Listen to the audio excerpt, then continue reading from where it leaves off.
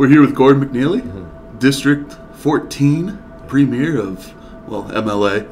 Yeah. Of Charlottetown and West Royalty. Yeah. Gord, thanks for hopping on. It's my pleasure. Gord, let's talk about your past first. Basketball player in Fredericton, born in Fredericton, played at UNB, played a little in Toronto, a little in Switzerland, and now you're on the airwaves here at P.E.I. Yeah. So, large basketball life. Yeah, definitely. It's I started playing. I didn't start till late, but I enjoyed the game, and I had good coaching along the way. And a few of the summers, I went up to Toronto just to play early on, and that's where I really started to say, hey, you know what? I can compete at this level, and then did well throughout high school, and Canada Games teams had the opportunity to play against, in Kamloops way back when. I think it was 1993 we played against Steve Nash when he was just up and coming,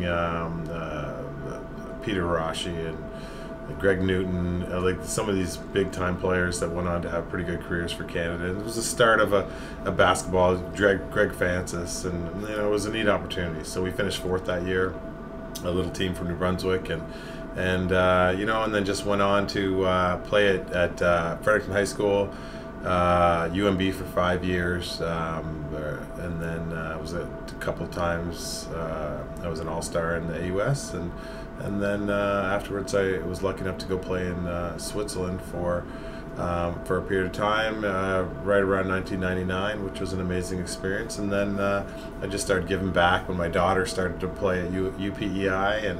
and started to help out with her coaching career and her playing career as a coach, and just the game of basketball has given people a lot, and I'm just very thankful to do that and give back to younger kids anytime I can. Let's talk about the island's past. And we did so in episode 1, the past, where we looked at Mi'kmaq lives. We went to Abbotsford First Nation and looked at those who have occupied this land for over 10,000 years. And then in episode 2, we looked at the current events, those who come from away, as Islanders love to say, and the struggles they face entering sport. Yeah.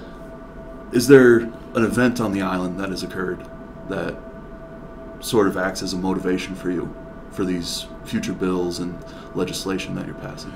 Well, I think it's an opportunity that we it's unfortunate that the events that happened around Black Lives Matter, that it cast a light on something, that there was some inequity. So, meaning that life wasn't fair based on the color of your skin, and those effects, those global events, trickle down to provincial, and then comes down into regional events. So then it kind of puts a spotlight on that. Hey, you know what? We don't give enough to organizations to put them ahead. We're better in inclusion. So I look at the march here a few years ago, Black Lives Matter march. It's one of the biggest marches in our provincial history. That's pretty incredible, where it didn't matter the color of your skin. We were all together, and we're marching for an equity in society. And from that, I just happened to be in the space and elected in 2019, and I was very passionate about that movement, and I hopefully I've just tried to do a good job in there, asking the right questions in the legislature. And what were some of those questions? What are we doing to disrupt the inequities and make it equitable for people of color in the province, people in the BIPOC community, Black, Indigenous, people of color? Are we looking at advancing the notion that your company, your government, your community is better with inclusion? And everybody sometimes thinks that they're inclusive, but I don't know. We still have a ways to go, because inclusion to me is something that it needs to be on the top of everybody's mind, not an afterthought at the end of whatever you're bringing forward. Oh, we need to get our inclusion numbers up. Oh, we need to look for more. we need to do that because we are better as a community when we treat everybody equally and put those that have been marginalized on the outside of society. When we bring them to the center, our community's better. And that's not just words, that we need to take action. When you look at and putting inclusion on the front line, let's talk about your bill here. For those of you to look it up, bill number 124 that Gord here passed. Why don't you tell us about this bill here?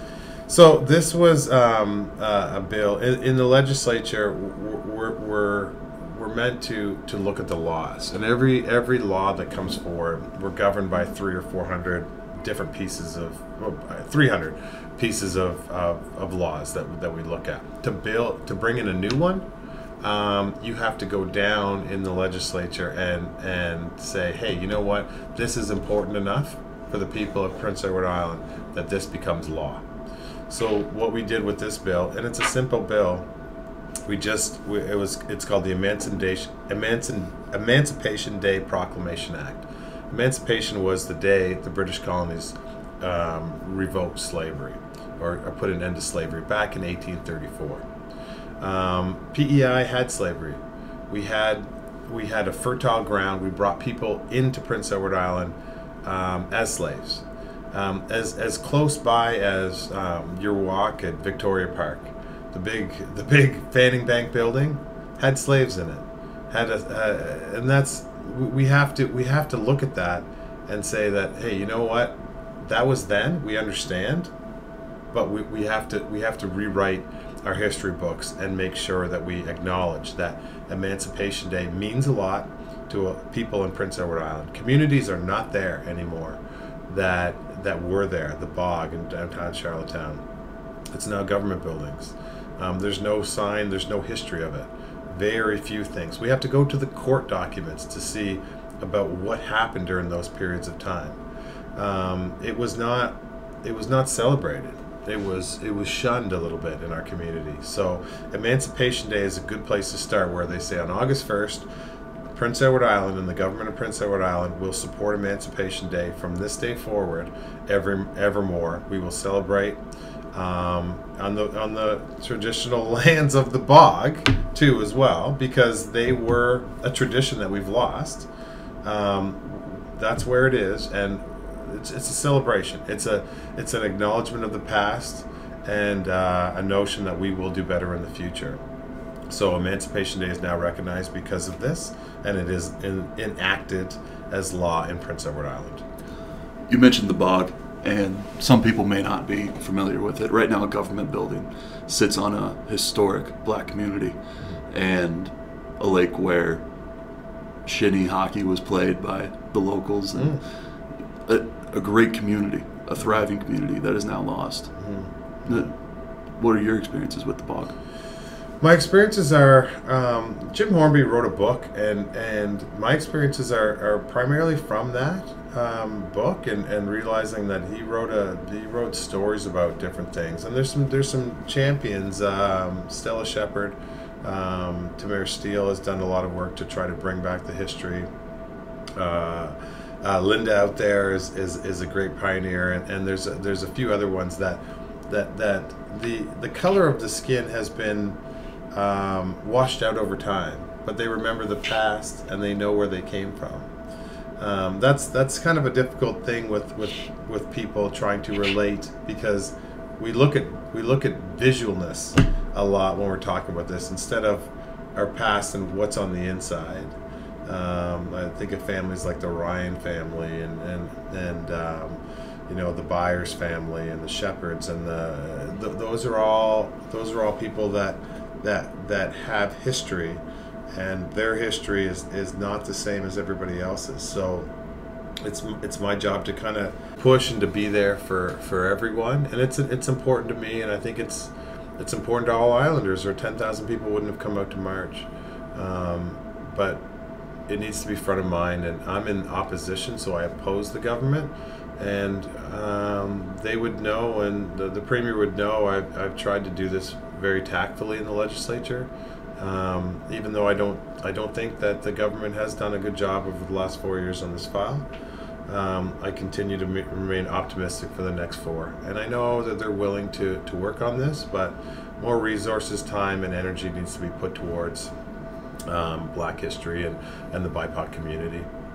What's the main focus for the next 4 years? It's acknowledging what's happening. It's acknowledge what happened at the bog. It's acknowledge what happened in Darky Hollows. It's acknowledging and trying to get as much history as we can. It's supporting the organizations that do the work with more resources. We can't ask a group like the Black Cultural Society to take care of their own people, but also be the lead on anti-racism activities and chart a course for the future with 2 staff. You can't do that. It's impossible. And to support organizations like BIPOC Usher with their housing initiatives, because marginalization, or the people of color have a tendency, they're always on the margins. They're always fighting for the next meal. They're always last. And we have to put them first, and we have to give them the opportunities to make the society better.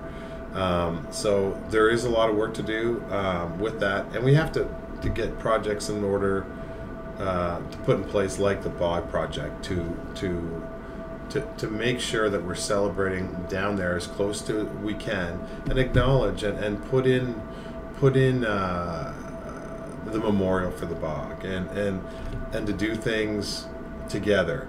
But another thing is that how many deputy ministers have there been of color in Prince Edward Island? 0. In our history, how many ministers? 0. How do we put people into that position when we've never given them the experience? We have to take a chance and believe in people. And the one thing I'm going to push for is an inclusion commissioner. So in my 4 years here, I will be pushing for an inclusion commissioner to look at systemic racism issues in Prince Edward Island and to build this gap, because those organizations can't do it. And the government, and in our platform, in the Liberal platform when I ran, that was in there. And there was $1 million budget beside it, or close to it. So that's what I'm going to push the government to do. And they will have a tough time hopefully saying no, because it's the right thing to do. And I'm looking for action on this. Do you think the fighting will ever end? I don't think so. I think that it's changed. It's not. The champions of the communities are building, and they're building strength, and they're getting the experience. And I think that it shouldn't have to be a fight. It should be something that we're all looking at doing. We just can't drop the ball, so to speak, to use a basketball terminology. Yeah. To fight race is to see race, and that's why I ask, will the fighting ever end? Yeah. I don't know.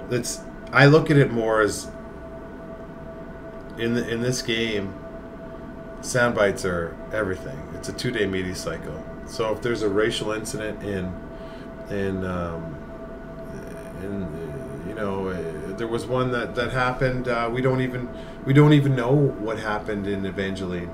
Well, we don't necessarily know, but the premier came out and denounced it right away, and that was it. I mean, it was over. There's tension. There was tension underneath there somewhere. There was a public meeting. But that's not good enough anymore. We need to have resources, and we need to have an inclusion commissioner that could come down and help the community talk about these things. This is all about education and talking. This is all about how we present things in school, and give the kids an opportunity to learn about the bog, to give the kids an opportunity to say, hey, you know what? I don't feel that way. I don't see color. I see my friend Tim, and I see my good friend Jill, and I see, kids have the answers to this. Kids have the answers to this. And we need to kind of get out of the way and give resources and start this in the school system. And they will not this next generation will police themselves and will not tolerate racism. You cannot do it now in the school system because somebody will call you out. And I think the kids will have the answers to this, and I'm looking forward to the next generation, and I've already seen it. Do you think the phrase "I don't see color" is problematic? I think it is a mistruth. I think it's a mistruth because it's just a matter of when you're talking to somebody that doesn't look like you, I can give you 3 questions that will make you stop to see color. And if you use them, in other words, you need to get to know somebody, and you should be able to do that in 3 questions and listen attentively, and then color will disappear because you see the human underneath. What are the 3 questions? The 3 questions that I would ask is that, can you tell me a little bit about your family? What is something that you have struggled with that you would tell a friend? And the third one is, when you're feeling down, what do you do? And that nips at the ability to just see. When somebody tells you, sometimes I go for a walk when I'm feeling down, and it happens more often than you think. How do you see color after somebody says that? You know, that's where we need to get to. And it takes time, and it takes a little bit more energy, and we have to see people in a compassionate way, and I want P.E.I, and I think P.E.I will do that. I'm going to flip a question there on you. What do you do in all this fighting when you're down to keep you pushing? I don't do anything right away. I stay calm. I answer the phone. I try to be there if somebody's hurting, and I try to take my emotion out of it, and then just be there for the person first if they're struggling. And they've come to me over 4 years, and I try to let them know that they're not alone, and I'm here to help them. And that's often what people want, is they just want somebody to help and support them through something that they're scared about. That's what life's all about, is being support when you're going through something that you're scared about. Sports do have a lot of those emotions, though. Incredible. And near impossible to leave those emotions out of the game. Or to take the second look at a situation. Oh, yeah. What do you think there is to be said about the first thing somebody says? Well, the first thing is that's why people cry at the end of a season. Is they don't have to be necessarily the best player. It's the journey is over. The journey they went through and fought for will always end. You know, and it's the memories along the way that are everything. So when you're looking at, you know, Holland College won the championship, but then they went on to lose in the national championships like every other team except for one in the country. But did they take away the journeys of winning that, or did they think about the defeat at the end? DeKel Brooks, his career is over at UPEI. He gave everything he had for a very long time. Did we do enough as a community to celebrate him? I hope he had a great experience. And I'm glad to see him moving on into another journey. You know, Elijah Miller, same thing. You know, when you look at UPEI, like, I've never seen anybody do the things this young man could do on the court. It's my privilege to be able to watch him, and the way he played was incredible. And, you know, hopefully he comes back. But wherever he goes, it's another part of a journey. Does Elijah Miller see himself sitting here in his community as an MLA someday? DeKel Brooks played against Darryl Glenn, and one of the best players I've ever played against. Came back to PEI because he coached here and he loved this place with his family. Incredible. That's what life's all about. It's not about the actual. It's about carrying the moments and the memories, and using them to make yourself and your community better. You said community about 5 times since we've sat down here. Yeah. Let's talk about the first communities. You know, the primal, primitive instinct in us, that those over the hill are different than us, and that we need to stay here together. Mm-hmm. Yeah. And those outside of our circle, you know, Mm-hmm. that primitive, primal experience Mm-hmm. and emotion. When it comes down to the anger in a sport, some people like to attribute that first thing said to that primitive, I don't know anything about you. I'm going to say the first thing that gets under your skin that comes to mind. And is that an excuse, or do you attribute it to deep-rooted systemic causes? You know, that's a great question. Anybody in sports and the heat of the moment, you might, when you're faced with fight or flight, you do incredible things. Like people that have been in car accidents and mangled their legs have gotten up and walked. Do you know what I mean? Because you have that instinct. That's what sports does. It brings out that. But we're saying, you know, hey, do it through basketball, do it through putting it in the. But sometimes it gets out of context. Like, here's a question: is like, why did Mike Tyson bite off Evander Holyfield's ear? Like, he didn't. He was out of. He was. I don't know. Yeah. Do you know? Nobody does.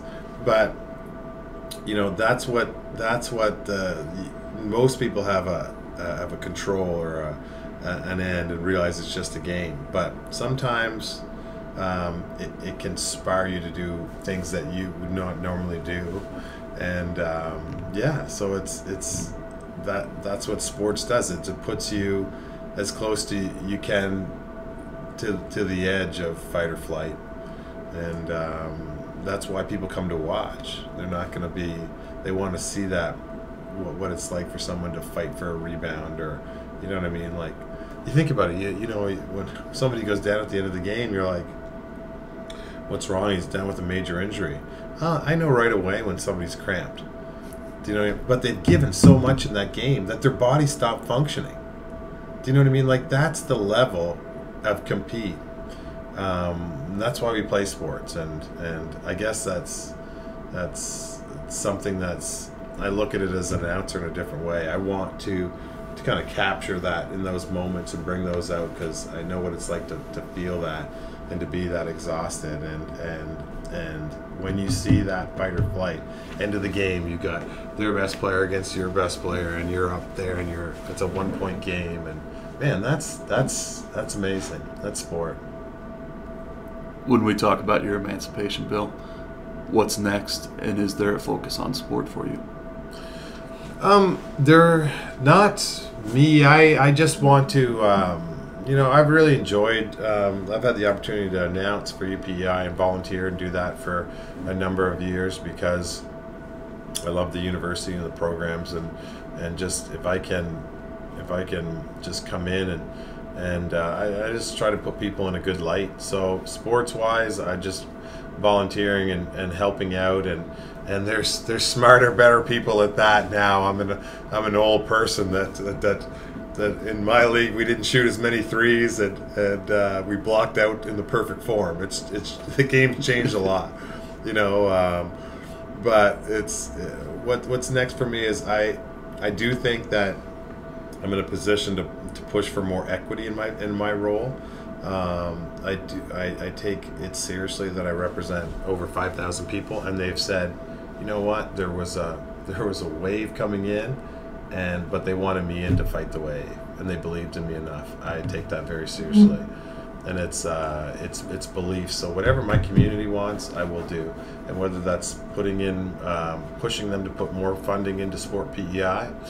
or whatever that might be, I believe that sports and recreation and health promotion is crucial, and we have not done a good enough job in Prince Edward Island. When the health budget is almost $1 billion, but the health promotion budget is $100,000, that's not good. That's how are we going to get people healthier when we don't invest and we don't put our money where our mouth is. So those are some of the things that I'm going to fight for my community, and I will be going at it right away when we start up here soon. The word wave is used a lot in politics. The red wave, the blue wave, the next wave. But in a tsunami or a hurricane, as the North Shore saw, there's always a next wave, and then another, and another. You said the fighting will never end, but what in these next waves has you, let's start with afraid? For 4 years, I watched the government do very little on healthcare and ignore it, and now it's collapsing. I'm not saying it's all political problems, but they did not do enough. When we get hit with a hurricane and we can't get a report about how that affected our island out of the government, when we have to build 56 temporary units and buy them from Ontario and set them up on a contaminated site because our backs are against the wall as a society instead of building housing for people that need it, that's a problem. When the mental health issues are so immense in our society, but the people who can't get housing to go and look for illegal drugs to help them, and they can't get off them. That's not their fault. That's our fault. We didn't deal with the mental health issues. We didn't deal with poverty. We have some serious issues. So there's no celebration for me. There's 22 out of 27 seats went to the Conservatives, which is a mandate from the Islanders to that they're happy with certain aspects of this government. But when I go to the doors, there's nobody happy with the way they're living, and I will not back down from anybody. So I'll take on all 22 to make sure that they're doing their job, and they know that I'm not going to mess around. I'm going to take this very seriously, and that's the fight that I commit to, and I will do whatever it takes to represent the people that I'm here to serve. And in those three, quality of life, healthcare, and housing, is there a racial component that you see prevalent? Oh, yes, because the marginalized communities always get the last of the last. You know, it's just what happens. It's they suffer in silence. They suffer in silence, and the queer community too. There's a lot of different people out there that suffer in silence and have to spend so much money, or so much, not money, but energy and time looking at just trying to get equal rights. Look what happened with the trans community during the election. They have to spend so much money just fighting to be accepted. Imagine how much energy and difficulty and fear that would bring. It's not right. So they suffer in silence, and it's not good enough anymore. It's hard looking at the good here. But is there anything that has you excited? Oh, listen, there's a lot of good stuff. Like when you're in an election, you go along and it's freezing out, and you're going from house to house, and a kid just drops a puck, and he's asking me to play hockey with him. Like, you stop and play hockey. You know, the kids, like, I used to, during the election, I'd go around and wave at cars in the morning. The difference in the first day when you see the kid on day 2 or 3, I've made a relationship with them just from the wave. That's positive. That's community. We can accomplish anything together as long as we accept people and let them know that you're 3 questions away from always making a friend. And I think that's an important message. So there is hope. This is a great place to live. We're in a tough time with inflations and different pressures on our society, but we've been through a lot. COVID, Fiona, Dorian, everything. We came out. We're okay. The future's hard to talk about because we won't be fighting it. But if you had the chance to carve something immortal, maybe even to the side of Parliament here, what would that message be? I'd love to see a mixture of what our society looks like in the legislature. That would be a dream, and I just hope I'm a part of that. Yeah. Well, thank you, Gord. Thanks a lot. Hopefully the future's fought well. Great, exactly. Thanks for your interview. Gord. Yeah. And folks, stay tuned for a goodbye episode from the Waterboyz. We'll certainly miss you, but it'll be taking on a new name and new challenges next year.